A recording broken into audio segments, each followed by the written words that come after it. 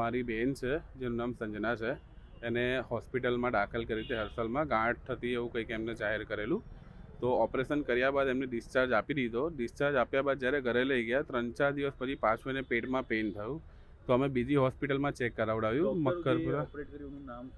ડૉક્ટરનું નામ વિજય સિંહ રાજપૂત છે, હર્ષલ હોસ્પિટલમાં.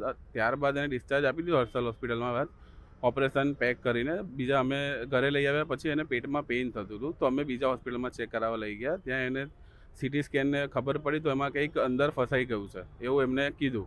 અને ઓપરેશન કર્યા બાદ ખબર પડી કે કોટનનું કંઈક કપડું અંદર મિસિંગ રહી ગયું છે. એના લીધે એને પેઇન થતું હતું અને પેઇન થતું એટલે બહુ જ દુખતું. અને એના માટે ઓપરેશન કર્યું મક્કરપુરા હોસ્પિટલમાં. એમને બધું કપડું ને બધું કાઢી નાખ્યું પણ એને રિકવરી આવી નહીં, કેમ કે કપડું 7 દિવસ અંદર રહીને અપડાઉન થઈને એને રિકવરી આવી શકી નહીં.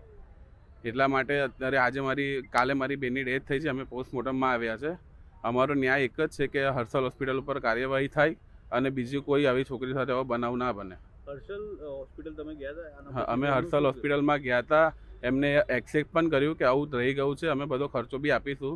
ફર્સ્ટ ટાઈમ એમને ખર્ચો આપ્યો 1-2 વાર, પછી એ ફોન ઉપાડવાના એમને બંધ કરી દીધા અને અત્યારે બી ફોન ઉપાડવાના હવે બંધ કરી દીધા છે એમને.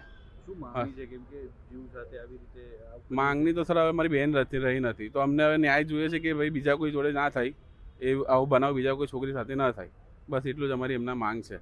અને એમના ઉપર કાયદેસરની કાર્યવાહી થવી જોઈએ અને હોસ્પિટલ બંધ થવું જોઈએ એમનું. દીકરી જે શું કરતી હતી અને એ 12થમાં 12મું કરતી હતી એમને. એનું 12th સ્ટાન્ડર્ડમાં સ્ટડી કરી રહી હતી. મારું નામ યુવરાજ ગોહિલ છે, હું એનું ભાઈ થઉં છું.